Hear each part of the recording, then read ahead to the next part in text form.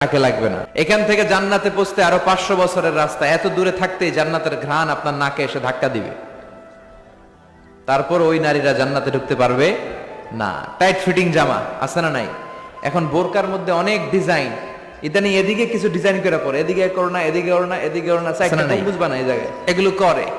তো এগুলো করলে তার পর্দার চেয়ে তার সৌন্দর্যের প্রকাশ আরো বেশি হয়ে যায়। এরপরে বিশ্বনবী নিষেধ করেছেন, ঝাঁঝালো পারফিউম দিয়ে বেরোতে নিষেধ করেছেন। আমার বোনেরা, নিজেদেরকে ক্লিন রাখবেন, পরিচ্ছন্ন